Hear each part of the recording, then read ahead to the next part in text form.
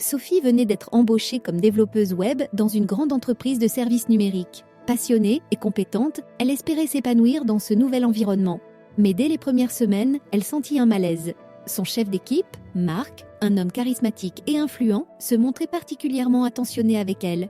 Il lui envoyait des messages en dehors du travail, lui faisait des compliments sur son apparence et trouvait toujours une excuse pour la retenir après les réunions.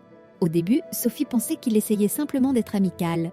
Mais ses gestes devinrent de plus en plus intrusifs. Un soir, alors que tous les autres collègues étaient partis, Marc s'approcha d'elle et lui dit d'un ton qui ne laissait aucune place à l'équivoque. « Tu sais, Sophie, dans cette boîte, avancer dépend beaucoup des bonnes relations que l'on entretient. » Sophie sentit un frisson glacé lui parcourir le dos.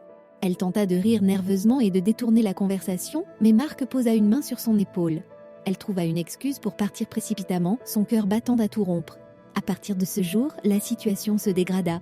Sophie repoussa Marc à plusieurs reprises, mais il réagit en la surchargeant de travail, en critiquant injustement son code et en la ridiculisant en réunion. Peu à peu, l'ambiance devint insoutenable.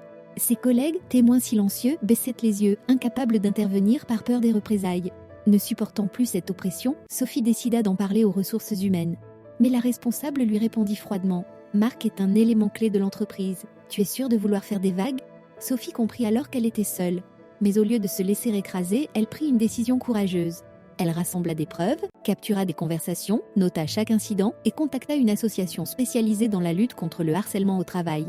Grâce à son dossier solide et au soutien de l'association, l'affaire prit une ampleur inattendue. La direction, sous la pression des médias et du syndicat, n'eut d'autre choix que d'ouvrir une enquête. Marc fut licencié pour faute grave et Sophie devint un symbole de résistance contre le harcèlement au sein de l'entreprise. Elle avait perdu un emploi, mais gagnait bien plus. Sa dignité et la certitude que le silence n'était jamais la solution. Le harcèlement au travail est une réalité trop souvent ignorée, minimisée ou dissimulée. Pourtant, aucune femme ne devrait avoir à choisir entre sa carrière et sa dignité. Le silence nourrit l'injustice. La parole l'éteint.